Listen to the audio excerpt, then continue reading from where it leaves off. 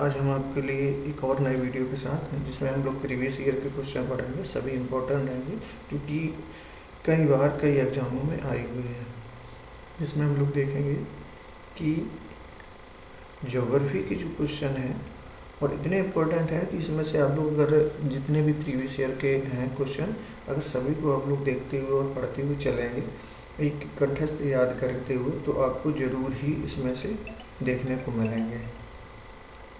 तो हम लोग स्टार्ट करते हैं। और अगर वीडियो पसंद आए तो वीडियो को लाइक ज़रूर करें।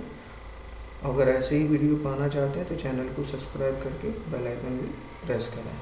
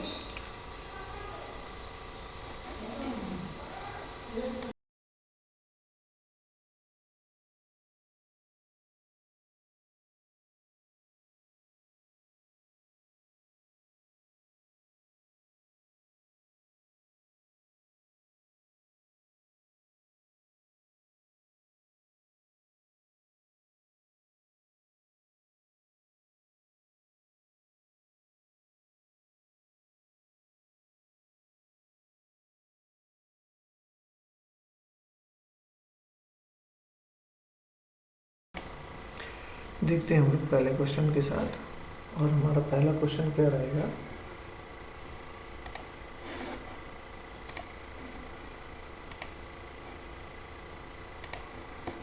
चलिए, पहला क्वेश्चन में देखेंगे पृथ्वी सूर्य से कितनी दूरी पर स्थित है।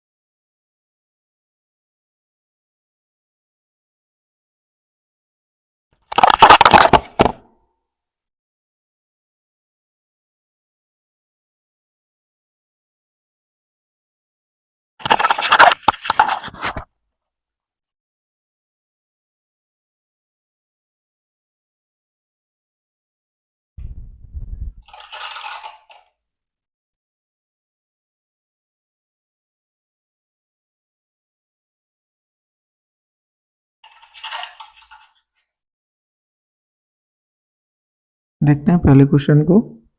पहला क्वेश्चन है कि पृथ्वी सूर्य से कितनी दूरी पर स्थित है।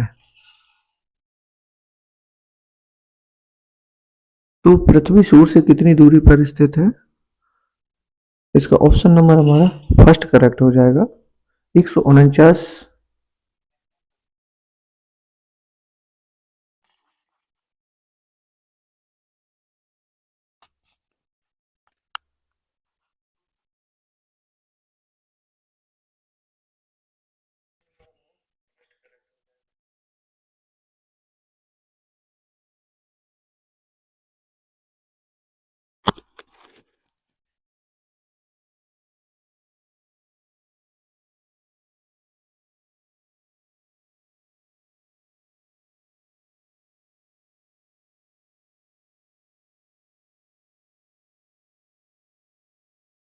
चलिए अब देखते हैं, कंटिन्यू करते हैं।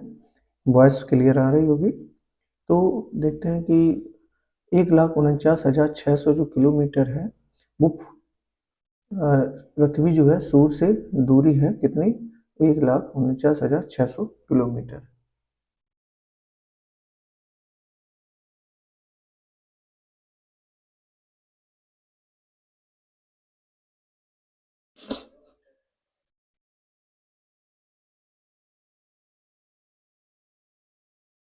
पृथ्वी का परिक्रमण तथा दीर्घवृत्तीय होने के कारण सूर्य एवं पृथ्वी की मध्य दूरी में परिवर्तन होता रहता है और यह दूरी में परिवर्तन होता रहता है। यह दूरी 3 जनवरी को न्यूनतम जो है 1,47,000 किलोमीटर एवं 4 जुलाई को अधिकतम होती है, जो कि 1,52,000 किलोमीटर होती है। अतः सूर्य से पृथ्वी की औसत दूरी जो है वो कितनी है, 1,49,000 किलोमीटर है। तो इस क्वेश्चन का आंसर है option number first. Next question देखते हैं, निहारिका यानी नेबुला जो है वो क्या है। निहारिका क्या है कि एक तप्त गैस का गोला है। क्या है, एक तप्त गैस का गोला है जो कि पृथ्वी की जब उत्पत्ति से संबंधित लाप्लास की निहारिका परिकल्पना में ब्रह्मांड में वायव्य गतिशील एवं तप्त महापिंड माना गया, जो कि गतिशील होने के कारण कैसा है, एक गोल है। निम्नलिखित में से कौन सी सेल भूपटल की प्राचीनतम सेल है, यानी निम्नलिखित में से कौन सी सेल जो है वो भूपटल की एक प्राचीनतम सेल है। तो सबसे प्राचीन जो सेल है वो इग्निशियस है, तो वो आग्नेय सेल है। तो इग्निशियस क्या है कि वो एक आग्नेय सेल है, यानी ऑप्शन नंबर, आग्नेय शब्द का जो शाब्दिक अर्थ क्या होता है, वो अग्नि होता है। क्या होता है, अग्नि होता है। और आग्नेय चट्टानों की रचना तप्त एवं तरल मैग्मा के शीतल होने से होती है, जबकि चूंकि सर्वप्रथम सेल का जो निर्माण हुआ है वो प्राथमिक चट्टान भी उन्हें हम कहते हैं, क्या, आग्नेय प्राथमिक चट्टान भी हम कह सकते हैं। इसका ऑप्शन नंबर 2 हमारा करेक्ट है। उत्पत्ति की प्रक्रिया के आधार पर आग्नेय सेलों को निम्न दो विभागों में विभाजित किया है, यानी आग्नेय जो सेल है वो दो प्रकार की होती है। एक तो होती है अंतर्वेदी और एक होती है बाह्यवेदी।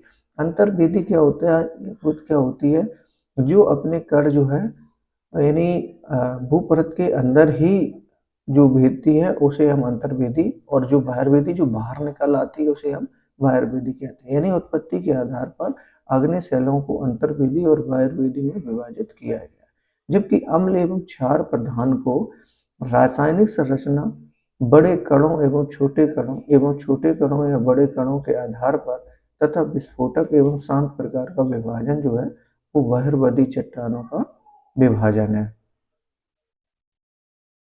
चलिए नेक्स्ट देखते हैं,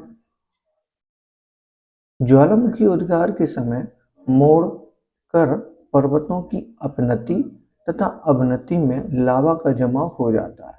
इस प्रकार बनी आग्नेय सेलों को हम क्या कहते हैं, उस कहते हैं फैकालित यानी फैकुलित, यानी ऑप्शन नंबर इसका 4 हमारा करेक्ट है।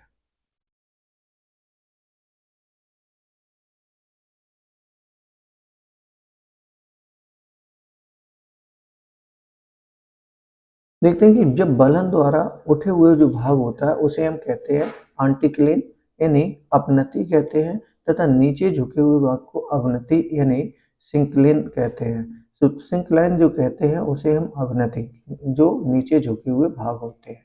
इन पर मैग्मा जमाव को हम फैकुलित के नाम से जानते हैं। नहीं, इसका ऑप्शन नंबर हमारा 4 करेक्ट है। इस प्रकार से देखिए, जब ये उठा हुआ भाग है तो इसे हम क्या कहेंगे, अपनति कहेंगे। क्या कहेंगे, अपनति यानी एंटीक्लाइन। और फैकलित यानी जब ये धसे हुए भाग को हम क्या कहेंगे, अवनति कहेंगे, यानी सिंक्लाइन कहेंगे। चलिए नेक्स्ट देखते हैं,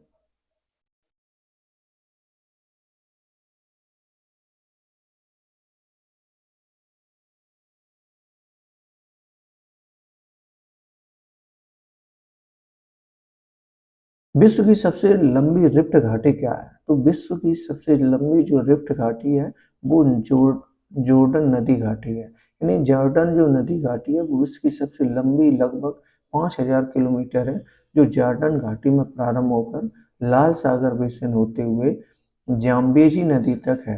कैलिफोर्निया की डीथ वैली की समुद्र तल से निजी भ्रंश घाटी है, यानी 5,000 किलोमीटर जब लगभग लंबी है। जो कैलिफोर्निया की डीथ वैली जो है समुद्र तल से नीची भ्रंश घाटी है।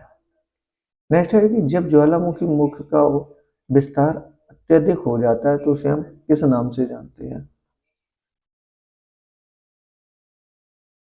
जब ज्वालामुखी मुख का विस्तार अत्यधिक हो जाता है तो उसे हम किस नाम से जानते हैं? उसे नाम से जानते हैं काल्डेरा। काल्डेरा क्या है कि ज्वालामुखी उद्गार के समय जिस नली से, यानी जैसे कि हमारा ये है तो इसमें ये जिस नली से ये निकलता है, तो जिस नली से जब मैग्मा आदि पदार्थ निकलते हैं तो उस नली के ऊपरी सिरे पर, यानी ऊपरी सिरे पर को ज्वालामुखी छिद्र कहते हैं। यानी जब ये जो छिद्र होता है यहाँ से निकलने तो इसे हम ऊपरी छिद्र कहते हैं, तो इसे हम ज्वालामुखी भी छिद्र कहते हैं, यानी वोल्केनिक वेंट कहते हैं। किंतु जब ज्वालामुखी छिद्र विस्तृत हो जाता है, यानी जैसे ये छिद्र है, जब ये बहुत ज्यादा हो जाता है इस प्रकार से, तो उसे हम क्रेटर कहते हैं। और क्रेटर को ही हम किस नाम से जानते हैं? इसी को हम काल्डेरा के नाम से भी जानते हैं, यानी बैंड, क्रेटर, काल्डेरा। यानी पहले जब छोटा होता है छिद्र उसे हम बैंड के नाम से जानते हैं, उससे बड़ा जब होता है तो उसे हम क्रेटर कहते हैं, और क्रेटर जब होता है तो उसको हम काल्डेरा के नाम से भी जानते हैं जब ये विस्तृत रूप ले लेता है। नेक्स्ट देखते हैं भूकंप का सर्वाधिक प्रभाव कहाँ पर होता है? तो भूकंप का जो सर्वाधिक प्रभाव होता है वो एपिसेंटर पर होता है। एपिसेंटर का मतलब अधिकेंद्र पर होता है। ऑप्शन नंबर फर्स्ट करेक्ट है। जिस स्थान पर बिंदु पर, यानी जिस स्थान या बिंदु पर भूकंप का सबसे पहले अनुभव होता है उसे हम अधिकेंद्र कहते हैं। जैसे हमारी ये पृथ्वी है और माना कि यहाँ पर हमारा भूकंप आया तो सबसे ज्यादा जो प्रभाव देखने को मिलेगा वो यहाँ पर मिलेगा, अधिकेंद्र पर। वह बिंदु उद्गम फोकस के ठीक ऊपर होता है। जैसे यहाँ पर उद्गम हुआ इसका और तो इसके ठीक ऊपर होता है। अतः भूकंप का सर्वाधिक प्रभाव कहाँ देखने को मिलता है? अधिकेंद्र पर देखने को मिलता है। सुनामी, सुनामी लहरें अधिक सक्रिय हैं, यानी टिस्नोमिस जो है वो सुनामी जो लहरें हैं वो अधिक सक्रिय हैं, तो वो सबसे ज्यादा जो अधिक सक्रिय होती हैं वो पश्चिमी प्रशांत महासागर में होती हैं। ये ऑप्शन नंबर 4।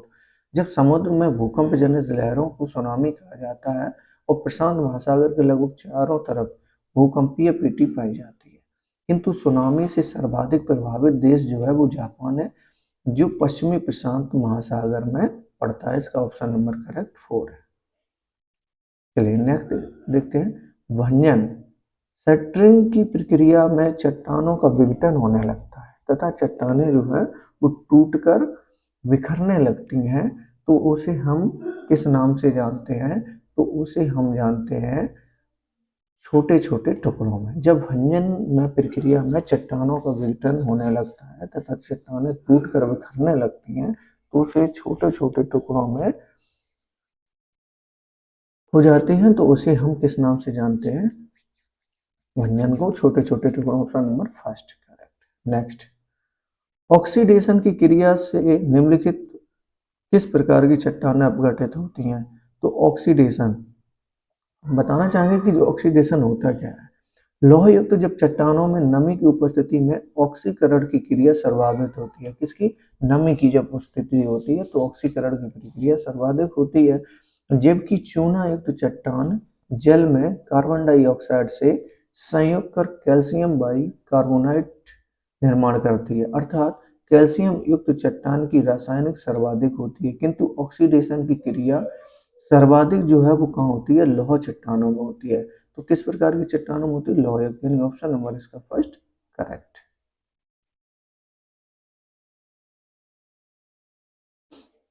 विस्तृत रेगिस्तानी क्षेत्र में कठोर चट्टान के समान सतह से ऊंचे उठे हुए टीले क्या कहलाते हैं?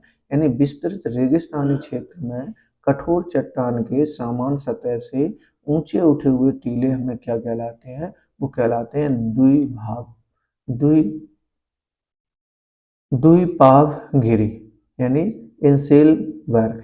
तो द्वीपावगिरी जो है वो विस्तृत रेगिस्तानी क्षेत्र में कठोर चट्टान की समान सतह से ऊंचे उठे हुए टीले को कहते हैं। जैसे हमारा ये सतह है तो इसमें जो टीले इस प्रकार से जब उठे होते हैं तो उसे हम किस नाम से जानेंगे, उसे हम जानेंगे द्वीपावगिरी।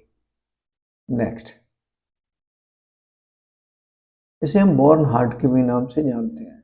जब पर्वतीय भाग से कई घाटी हिमनद यानी वैली ग्लेशियर नीचे उतरकर पर्वत के आधार यानी बेस या तली फुट के पर एक दूसरे से मिल जाते हैं तो उसे हम विस्तृत हिमनद कहते हैं। यानी जब पर्वतीय भाग से कई घाटी हिमनद नीचे उतरकर पर्वत के आधार पर या तली पर एक दूसरे से मिल जाते हैं तो उस विस्तृत हिमनद को हम लोग किस नाम से जानते हैं, उसे जानते हैं गिरिपद नाम से। किस नाम से जानते हैं? गिरिपद हिमनद के नाम से। Option number third correct. जब पर्वतीय भाग में कई घाटी हिमनद नीचे उतरकर आधार पर एक दूसरे से मिल जाते हैं तो उसे विस्तृत हिमनद को पर्वतपदी या गिरपद हिमनद कहते हैं। किसी विशाल क्षेत्र में हिम की लगातार विस्तार को हिमचादर या हिमद्वीपीय हिमनदी कहते हैं, जबकि सरता के रूप में पर्वतीय क्षेत्र से प्रवाहित हिमनदी को घाटी या पर्वतीय हिमनद कहते हैं। ऑप्शन नंबर हमारा थर्ड करेक्ट है।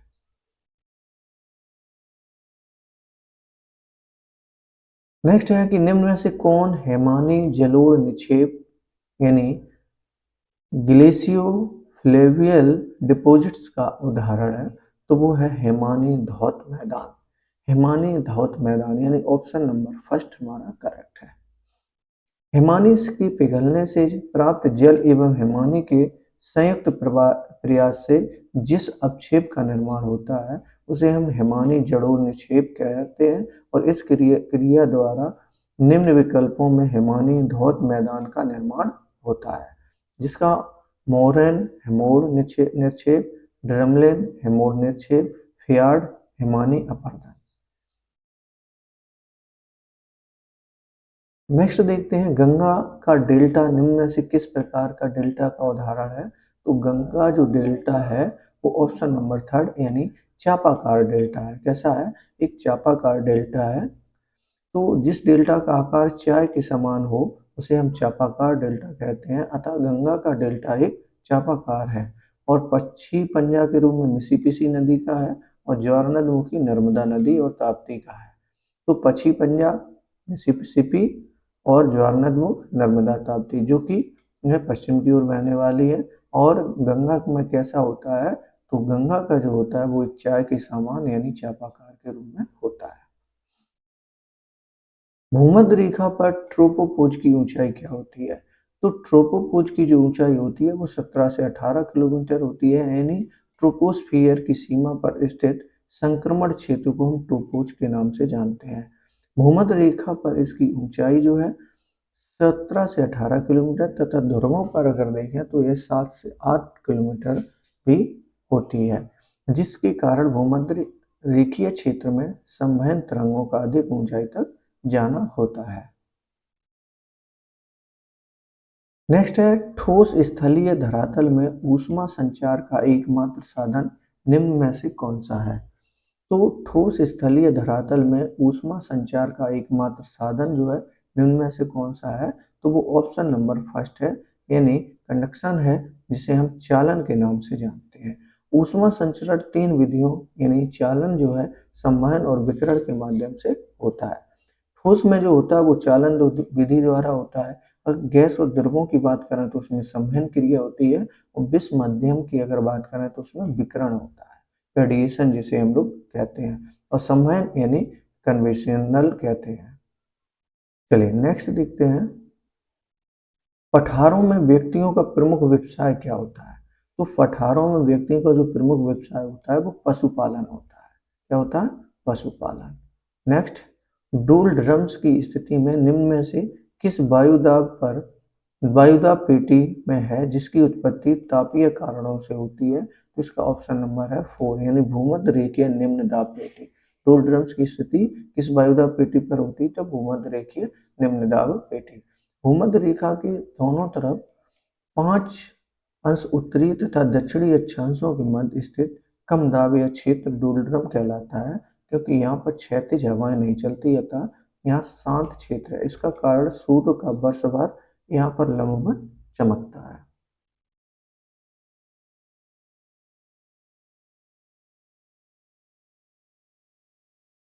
नेक्स्ट को देखते हैं हम लोग।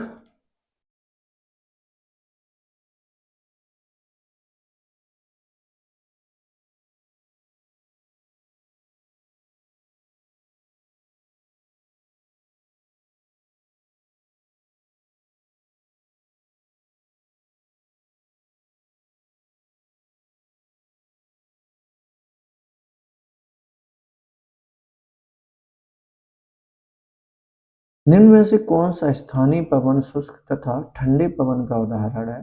तो निम्न में से जो स्थानीय पवन शुष्क तथा ठंडे पवन का जो उदाहरण है वो हमारा है, यानी कौन सा, विल्जर्ड के नाम से है। विल्जर्ड फान शुष्क गर्म अल्पस पर्वतीय क्षेत्र, शांत आना गर्म शुष्क रेतीली कैलिफोर्निया, हरमट्टन गर्म आद जो है वो शुष्क रेतीली कैलिफोर्निया अमेरिका में। हरमट्टन अगर देखें तो यह जो है वो गर्म अति शुष्क धूल भरी सहारा से गिनी तट की तरफ से डॉक्टर बाइवी से हम कहते हैं किसे, हरमट्टन को, इंपॉर्टेंट है। बिल्जार्ड क्या है? बिल्जार्ड एक अमेरिका एवं रूस से साइबेरिया क्षेत्र में चलने वाली एक कैसी ठंडी एवं शुष्क पवन है। भूमध्य सागरीय जलवायु का विस्तार भूमध्य रेखा के दोनों ओर महाद्वीपों के पश्चिमी भागों में कितने अक्षांशों के बीच है?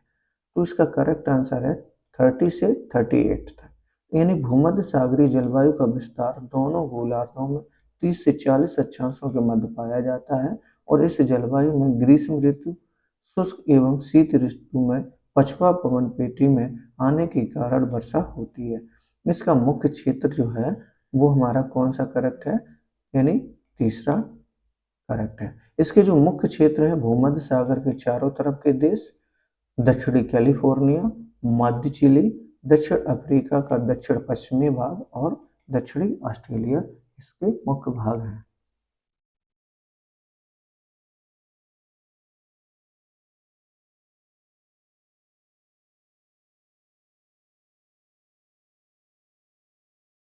नेक्स्ट देखेंगे हम, पठारों में व्यक्तियों का प्रमुख व्यवसाय क्या है? जैसे कि हम अभी पढ़ चुके हैं,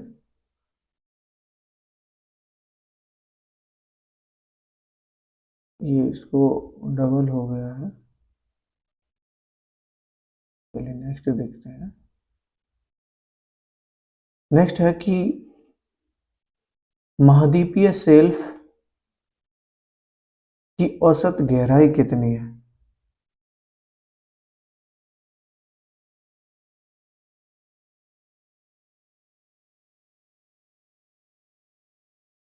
महाद्वीपीय शेल्फ की औसत गहराई कितनी है? तो वो है 100 फैदम यानी 60 फीट।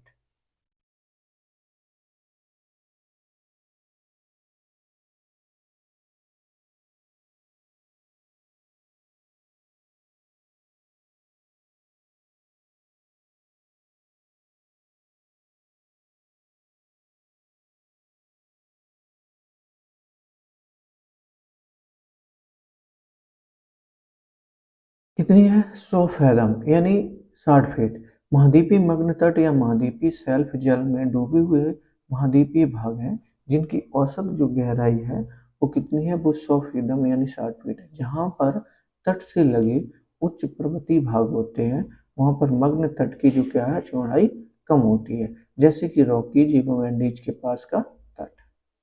विश्व का सबसे गहरा गर्त क्या है?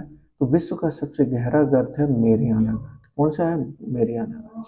मेरियाना गर्त पश्चिमी प्रशांत महासागर में फिलीपींस द्वीप समूह के पास स्थित है। इसकी गहराई विश्व में सर्वाधिक 11,022 मीटर है, किंतु विकल्प में चैलेंजर दिया गया है। मेरियाना को ही बाद में चैलेंजर कहा जाता है। मेरियाना को क्या है? बाद में ही एक चैलेंजर के नाम से कहा जाता है। चलिए नेक्स्ट, सामान्य रूप से महासागरीय सतह से जल का उच्चतम तापक्रम अंकित किया जाता है। यानी सामान्य रूप से महासागरीय सतह के जल का जो उच्चतम तापक्रम है वो अंकित किया जाता है, तो वो थर्ड नंबर है, यानी 2 बजे के अपराह्न में। यानी जब 2 बजे के अपराह्न में जो है सामान्य रूप से महासागरीय जल की सतह का उच्चतम तापमान 2 बजे शाम काल तथा न्यूनतम 5 बजे प्रातः अंकित किया जाता है। नेक्स्ट देखते हैं, विषुवत रेखीय पेटी में दक्षिणी थाईलैंड और मलाया की पहाड़ियों में किस जात के लोग रहते हैं। यानी जब विषुवत रेखीय अगर हम पेटी की बात करें और उसमें दक्षिणी थाईलैंड और मलाया की पहाड़ियों में किस जात के लोग रहते हैं, तो यहाँ पर रहते हैं सेमांग जात के। यानी दक्षिणी थाईलैंड और मलाया की पहाड़ियों पर सेमांग जनजाति निवास करती है, जबकि अगर देखें सकाई जाति जो है वो मलाया के घने जंगलों में सेमांग लोगों का दक्षिण में निवास करते हैं, और समोएदस एवं चुकची लोग जो हैं वो एशियाई टुंड्रा प्रदेशों में रहते हैं। नागार्जुन परियोजना नागार्जुन परियोजना बांध किस नदी पर जो बनाया गया था, तो वो कृष्णा नदी पर है। कहाँ पर है? कृष्णा नदी पर है, जो कि आंध्र प्रदेश के नलकोंडा जिले में बनाया गया है। चलिए नेक्स्ट, निम्नलिखित में से किस दिन को विश्व जनसंख्या दिवस मनाया? बहुत इंपॉर्टेंट क्वेश्चन है ये, क्योंकि ये कई बार आ चुका है। तो इसका करेक्ट आंसर है थर्ड, यानी 11 जुलाई को जो है विश्व जनसंख्या दिवस मनाया जाता है। नेक्स्ट है, भारत का देशांतरीय विस्तार 68 अंश 7 मिनट पूर्वी और 97 डिग्री 25 मिनट पूर्व है। इसका अक्षांशीय विस्तार कितना होगा? तो इसका अक्षांशीय अगर हम विस्तार देखें तो इसका करेक्ट है 8 डिग्री 4 मिनट से 37 डिग्री 6 मिनट उत्तरी है, क्योंकि भारतीय उत्तरी गोलार्ध में 68 डिग्री 7 मिनट पूर्व से 97 डिग्री 25 मिनट पूर्वी देशांतर तक और 8 डिग्री 4 मिनट उत्तर से और 37 डिग्री 6 तथा उत्तरी अक्षांशों के मध्य स्थित है। दून की घाटी, देखिए दून जो वर्ड है वो भी घाटी का नाम है, यानी दून को भी हम घाटी के नाम से जानते हैं। और दून घाटी कहाँ पर अवस्थित है? तो जो है उपरोक्त में से कहीं भी नहीं है, जैसे हिमालय में है, लघु हिमालय में है, शिवालिक हिमालय में, यहाँ कहीं भी नहीं है, क्योंकि उपरोक्त में से कोई भी नहीं है। शिवालिक हिमालय अपने उत्तर में स्थित मध्य हिमालय से सीमांत दरार यानी बाउंड्री फॉल्ट द्वारा अलग होती है।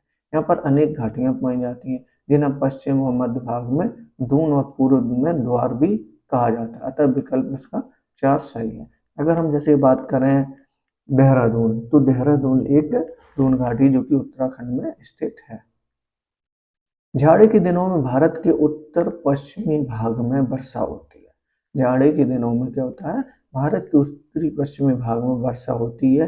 क्यों होती है? क्योंकि यहाँ पर पश्चिमी प्रतिरोधी होती है, यानी भूमध्य सागरीय शीत क्षेत्र शीत ऋतु में पछुआ पवन की पीठी आ जाने के कारण उच्चतम वायु का केंद्र बन जाता है, जिसकी अपेक्षा उत्तरी भारत में कुछ कम वायुदाब होता है और भूमध्य सागरीय पछुआ हवाएं ईरान अफगानिस्तान होती हैं और उत्तर भारत में वर्षा कराती हैं, जिससे पश्चिमी विक्षोभ भी कहा जाता है।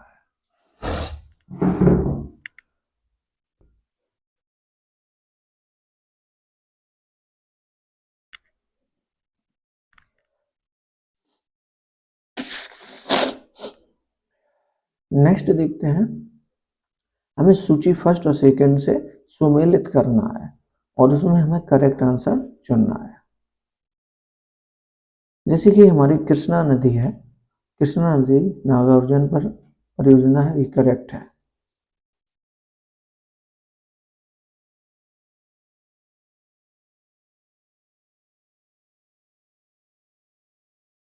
सतलज नदी टिहरी बनाती है, ये भी हमारा क्या है? सही है। महानदी भाखड़ा नागल बांध,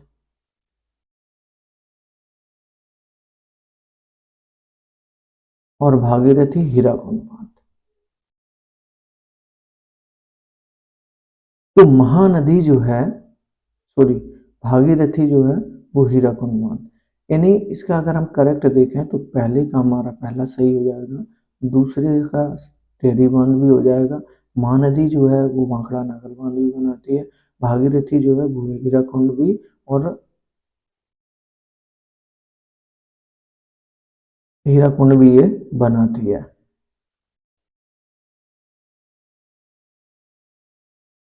लेकिन इसमें थोड़ा सा गलत दिया हुआ है, इस वजह से जो वैसे अगर टिहरी देखा जाए तो सतलुज नगर के भिलांगना है, लेकिन ये इसकी क्या है, एक सहायक के रूप में काम करते हैं। इस वजह से ये सभी जो जितने दिए हैं वो सभी सही है,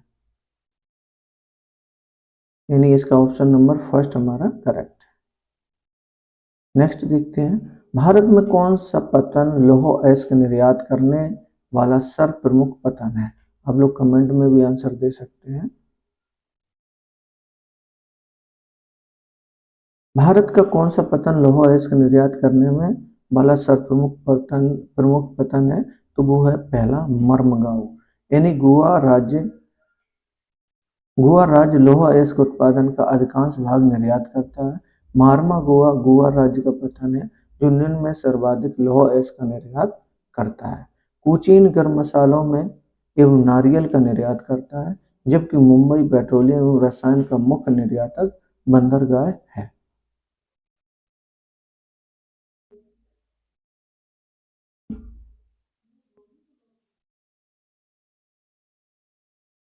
भारत का प्रथम जल विद्युत परियोजना का निर्माण किस नदी पर किया गया है? तो वो किया गया है कावेरी नदी पर। कहाँ पर किया गया है? कावेरी नदी पर किया गया है। शिव समुद्रम परियोजना कावेरी नदी पर कर्नाटक राज्य में कर्नाटक तथा तमिलनाडु के संयुक्त सहयोग से स्थापित है और यह भारत की प्रथम परियोजना है। इसे 1902 में स्थापित किया गया तथा सर्वप्रथम 1902 में इसी से जल विद्युत प्राप्त की गई थी। सूची फर्स्ट सूची सेकंड के साथ सम्मिलित कीजिए तथा सूचियों के नीचे दिए गए कोड का प्रयोग कर अपना उत्तर दीजिए। इसका ऑप्शन नंबर हमारा कौन सा करेक्ट है? थर्ड हमारा करेक्ट है, क्योंकि इसका अगर हम देखें विषुवत रेखीय जो है वो जावा देश में कहाँ पर है? विषुवत रेखीय तो वो जावा देश पर है। मानसूनी की अगर बात करें तो वो श्रीलंका करेक्ट है। भूमध्य सागरीय की अगर बात करें, सॉरी, विषुवत रेखी जो है, हाँ सही है, श्रीलंका मानसूनी श्रीलंका सही है। भूमध्य सागरी की अगर बात करें तो वो साइप्रस है, ये भी सही है। उष्ण ये नामीबिया है, यानी ऑप्शन नंबर इसका थर्ड करेक्ट सही है।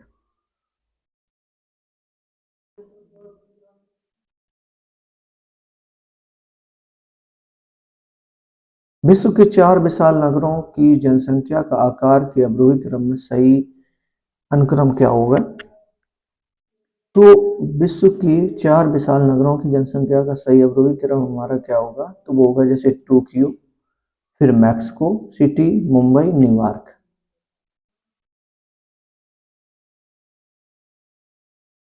जो विशाल नगर हैं तो टोक्यो सबसे ज़्यादा 2018 के अनुसार देखें, उसके बाद मैक्सिको सिटी, फिर मुंबई, फिर न्यूयॉर्क। चलिए नेक्स्ट देखते हैं, सूची फर्स्ट और सेकंड से भी हमें इसमें सम्मिलित करना है, जिसमें वन्य जीवन अभ्यारण्य है और इसमें राज्य है। जैसे अगर हम बात करें नामदाफा, नामदाफा जो है वो कहाँ पर है? अरुणाचल प्रदेश में है, ऑप्शन नंबर इसका सेकंड। पेरियार की बात करें तो ये कहाँ पर स्थित है? केरल में स्थित है, फोर्थ में। बांदीपुर की अगर बात करें तो यह कहाँ पर स्थित है? कर्नाटक में स्थित है, फर्स्ट। और लामजाओ जो है मणिपुर में है। कहाँ पर? मणिपुर में। अगर इस प्रकार से अगर हम देखें तो इसका ऑप्शन नंबर हमारा फर्स्ट करेक्ट है। वायु के एक नमूने में वास्तविक नमी की मात्रा संतृप्त वायु की उसी मात्रा में तथा उसी तापमान पर एक निहित आर्द्रता का प्रतिशत जो है वो क्या कहलाता है? तो वो कहलाता है सापेक्ष आर्द्रता।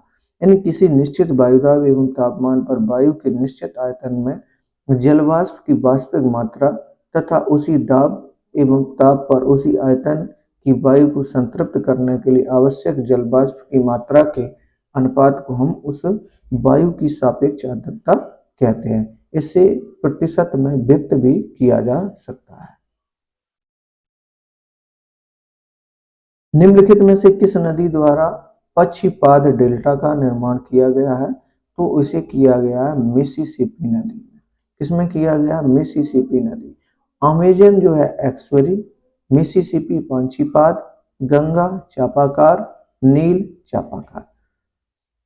तो इसका जो पक्षीपाद डेल्टा की बात की गई है, तो इसका हमारा करेक्ट कौन सा हो जाएगा, मिसिसिपी पक्षीपाद। जैसा कि हम पहले भी बताओ, चापाकार गंगा में बनता है। तो अमेजन में कैसा बनता है, एक्सुअरी, और मिसिसिपी में पंचीपाद, गंगा में चापाकार, और नील नदी में भी एक चापाकार से बनता है। वायुदाब का एकाएक कम हो जाना किस प्रकार के मौसम का सूचक है? वायुदाब का एकाएक कम हो जाना किस प्रकार के मौसम का सूचक है? तो यह जो है सूचक वो है तूफानी मौसम का। समुद्री सतह पर 45 अंश अक्षांश पर वायुदाब 1013 मिलीबार होता है, जो अधिक दाब पर ऊपर एवं निम्न दाब पर नीचे जाता है। बैरोमीटर एकाएक नीचे गिरना एकाएक कम दाब के होने का सूचक है, जिसे हम तूफानी मौसम के का एक जन्म होता है। नेक्स्ट क्वेश्चन, निम्नलिखित में से कौन भारतीय मूल की फसल नहीं है?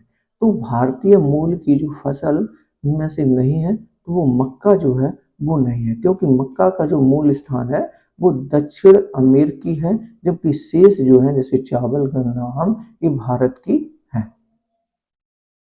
नोट, नोट क्या है, यानी निम्नलिखित में से किसकी मापक इकाई है? नोट जो है एक मापक इकाई है, तो वो जलयान की गति को मापती है, यानी नोट द्वारा जलयान की गति मापी जाती है, जबकि स्थल से महासागर के किसी बिंदु की पूरी नॉटिकल मील या समुद्री मील में पाई जाती है। एक समुद्री मील यानी 1.8 किलोमीटर होता है। आल्प्स पर्वत के उत्तरी ढाल के सहारे स्विट्जरलैंड में बहने वाला स्थानीय पवन क्या होता है? यानी जब हम आल्प्स पर्व के उत्तरी ढाल के सहारे स्विट्जरलैंड में बहने वाला जो स्थानीय पवन है, उसे हम किस नाम से, तो उसे हम फोन के नाम से जानते हैं। किस नाम के? फोन के नाम से जानते हैं। यानी ऑप्शन नंबर 2 करेक्ट है। चिनूक रॉकीज की पूर्वी ढाल यानी अमेरिका, फॉक जो है आल्प्स का उत्तरी ढाल स्विट्जरलैंड, और मिस्ट्रल फ्रांस, बोरा एड्रियाटिक तट यूगोस्लाविया ये है। लेकिन फोन, ऐसे हम फोन या फॉक भी कह सकते हैं। किसे? इसे हम फॉक के नाम से भी जान सकते हैं, फॉक। तो इसका ऑप्शन नंबर 2 हमारा करेक्ट। लघु हिमालय में स्थित दर्रे का नाम क्या होता है? लघु हिमालय में स्थित दर्रे का जो नाम होता है वो होता है बारामूला। क्या नाम होता है? बारामूला के नाम से हम लोग जानते हैं। भारत का कौन सा प्रदेश मसालों का बगीचा कहा जाता है? तो मसालों का जो बगीचा कहा जाता है वो केरल को कहा जाता है, क्योंकि केरल राज्य में मसालों के उत्पादन के अनुकूल जो है जलवायु एवं मृदा पाई जाती है, तथा केरल का गरम मसालों के उत्पादन में प्रथम स्थान है। इस कारण केरल को मसालों का बगीचा भी कहा जाता है। भारत के किस क्षेत्र को हम धान का कटोरा कहते हैं? बहुत इंपॉर्टेंट है। तो भारत में जो धान का कटोरा कहते हैं वो कृष्णा और गोदावरी के मैदान को कहा जाता है। कृष्णा गोदावरी बेसिन जो है वर्ष में कम से कम धान की 2 फसलें उपजाई जाती हैं, तथा कृष्णा गोदावरी डेल्टा में नहरों द्वारा सिंचाई की सुविधा भी उपलब्ध होने के कारण अच्छा उत्पादन होता है। कोडरमा किस खनिज के लिए प्रसिद्ध है? तो कोडरमा जो है वो एक अभ्रक का खनिज है, जो कि झारखंड स्थित अभ्रक पेटी में विश्व का अभ्रक भंडार कहलाती है। यहीं पर अभ्रक की प्रसिद्ध खाना कोडरमा, यानी कोडरमा विश्व की सबसे बड़ी अभ्रक मंडी है। भारत में भूपत्रकों या सर्वे शीटों का प्रकाशन होता है, यानी भारत में भूपत्रकों या सर्वे शीटों का प्रकाशन होता है, तो वो कहाँ होता है? वो होता है देहरादून में। यानी भूपत्रकों या सर्वे शीटों का जो प्रकाशन होता है वो होता है देहरादून में, यानी ऑप्शन नंबर फर्स्ट करेक्ट है। सर्वे शीटों का प्रकाशन भारत एवं निकटवर्ती देश नामक शीर्षक से भारतीय सर्वेक्षण विभाग द्वारा किया जाता है, जिसका मुख्यालय कहाँ है? देहरादून में। जबकि एटलस विषयक का प्रकाशन जो है वो कहाँ पर है? कोलकाता में है। कार्यशीलता की दृष्टि से बच्चों और वृद्धों की जनसंख्या को हम किस नाम से जानते हैं? तो उसे हम जानते हैं आश्रित जनसंख्या के नाम से।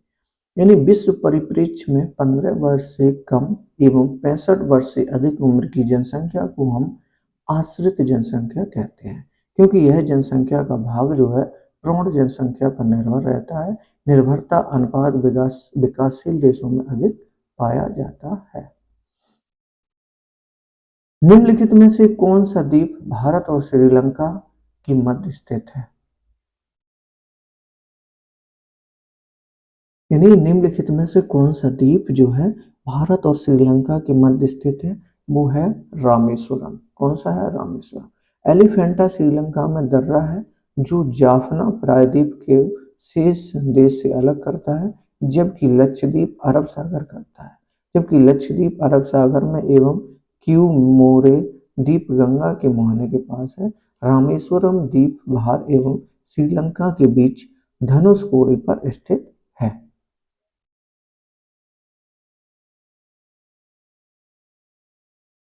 भारत में चंदन की लकड़ी के वन सर्वाधिक कहाँ पाए जाते हैं?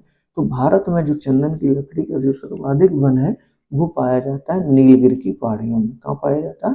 नीलगिरी की पहाड़ियों में पाया जाता है। ऑप्शन नंबर थर्ड हमारा करेक्ट है। भारत में चंदन की जो सर्वाधिक वृक्ष है वो कर्नाटक में पाए जाते हैं, लेकिन विकल्पानुसार नीलगिरी की जो पहाड़ी है वो तमिलनाडु कर्नाटक में पड़ती है। अतः विकल्प इसका सही हमारा थर्ड करेक्ट है। लेकिन वृक्ष जो है सबसे ज्यादा कहाँ पाए जाते हैं? वो कर्नाटक में पाए जाते हैं। नीलगिरी की पहाड़ियां तमिलनाडु और कर्नाटक में पड़ती हैं।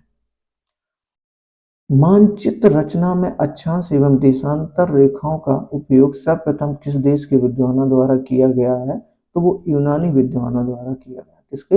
यूनानी। यानी इसका ऑप्शन नंबर 4 हमारा करेक्ट है।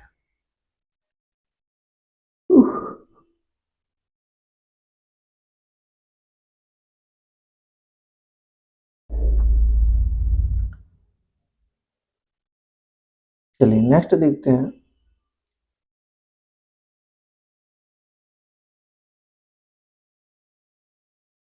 भारत की तटरेखा की कुल लंबाई लगभग कितनी है?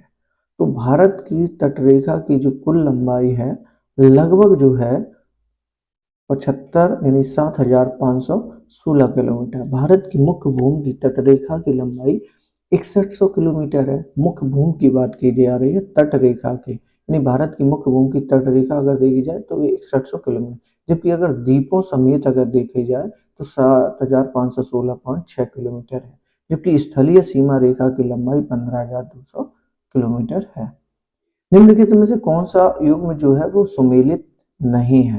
तो जैसे अगर हम बात करें माउंट आबू अरावली पहाड़ियों की करेक्ट है। कोडाई कनाल अन्नामलाई ये बिल्कुल गलत है, ये नहीं है। उट्टकमंड नीलगिरी की पहाड़ियों में सही है। शिमला पीर पंजाल सही है, क्योंकि कोडाई कनाल पटनी पहाड़ियों पर स्थित है, अन्नामलाई पर नहीं है। कहाँ पर है? पटनी पटनी पहाड़ियों पर स्थित है। तो इसमें ये सभी सही है, लेकिन यह एक गलत है। तो इस क्वेश्चन के अनुसार यही एक करेक्ट हो जाएगा, क्योंकि नहीं पूछा है। यदि भारत की कर्क रेखा के स्थान पर विषुवत रेखा होती तो यहाँ की जलवायु पर जो प्रभाव पड़ता वह क्या होता? तो वो होता अधिक ताप होता और अधिक वर्षा होती कर्क रेखा के स्थान पर अगर विषुवत रेखा होती तो, क्योंकि भारत में कर्क रेखा लगभग मध्य भाग से गुजरती है। यदि मध्य भाग से भूमध्य रेखा गुजरती है तो हमेशा यहाँ पर सूर्य की सीधी किरणें पड़ती हैं, जिससे क्या होता है? विषुवतीय की जलवायु अर्थात अधिकतम ताप एवं अधिकतम वर्षा होती है। मंगोल प्रजाति की जन्मभूमि क्या होती है? तो मंगोल प्रजाति की जन्मभूमि होती है चीन। यानी मंगोल जो प्रजाति की अगर जन्मभूमि की बात करें तो वो कौन सी है? चीन है। यानी मंगोलाइड प्रजाति की जन्मभूमि मंगोलाइड एवं इसके पड़ोस में लगे चीन में हुई थी, जबकि मध्य पश्चिम में काकेशियाड निवास करते हैं, तुर्की ईरान बलूचिस्तान।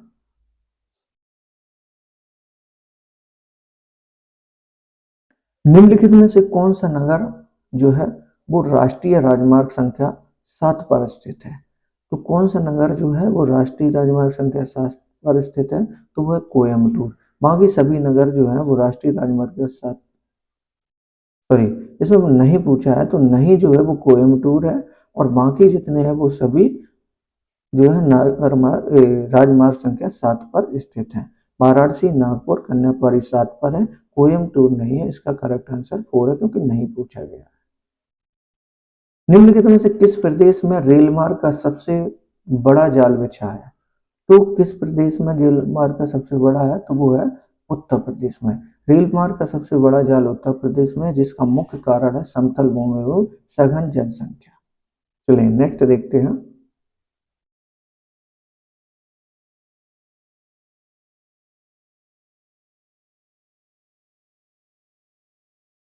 कोझिकोड बंदरगाह भारत के किस प्रदेश में स्थित है? तो कोझिकोड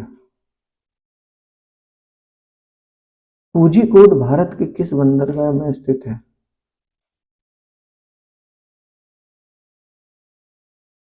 तो वो है केरल में। कोझिकोड का मध्यम आकार का बंदरगाह है। यह कोचीन बंदरगाह के उत्तर पर स्थित है। नेक्स्ट देखते हैं, निम्नलिखित में से किस दिन को विश्व परिवेश दिवस मनाया जाता है? तो मनाया जाता है 5 जून को। यानी 5 अप्रैल को हम क्या मानते हैं? नेशनल मैरी टाइम दिवस। 5 जून को विश्व पर्यावरण दिवस यानी विश्व परिवेश दिवस या विश्व पर्यावरण दिवस जो है 5 जून को मनाया जाता है, और 16 सितंबर को विश्व ओजोन दिवस के रूप में मनाते हैं। फ्लाई ऐश उत्पन्न होती है, यानी फ्लाई ऐश क्या है? सीमेंट बनाने की क्रिया में कोयला, जिप्सम, चूना पत्थर आदि पदार्थों का उपयोग होता है, जिन्हें पीसने में फ्लाई ऐश निकलता है। तो वो ताप विद्युत केंद्र से है या खाद कारखाना कोयला से या सीमेंट से? तो उसका ऑप्शन नंबर 4 करेक्ट है। हिंद महासागर में सबसे बड़ा द्वीप कौन सा है? तो हिंद महासागर का सबसे बड़ा जो द्वीप है वो है मेडागास्कर। हिंद महासागर विश्व में तीसरा एवं हिंद महासागर का सबसे बड़ा द्वीप बोर्नियो है। कौन सा है? बोर्नियो है। इसके बाद मेडागास्कर है, लेकिन इसमें बोर्नियो अगर नहीं दिया गया है तो सबसे बड़े की बात की जाए तो बोर्नियो है, लेकिन ऑप्शन के अनुसार इसमें मेडागास्कर है, लेकिन मेडागास्कर क्या है? द्वितीय है। मेडागास्कर 590 वर्ग किलोमीटर है, सुमात्रा 473 वर्ग किलोमीटर और लक्षद्वीप 32 वर्ग किलोमीटर है। अगर वीडियो पसंद आया हो तो प्लीज़ लाइक करें और चैनल को सब्सक्राइब करके बेल आइकन भी प्रेस करें।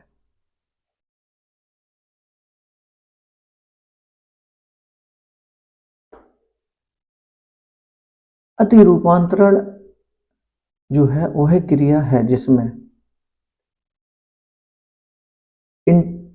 इंटेंस मेटाफॉर्मिस मेटा मेटामोर मेटा मेटामॉर्फोज्म या क्रिया है जिसमें हम अपसादी चट्टानों अत्यधिक, यानी इसका ऑप्शन नंबर सही है, रूपांतरित सेलों की का भी रूपांतरण हो जाता है।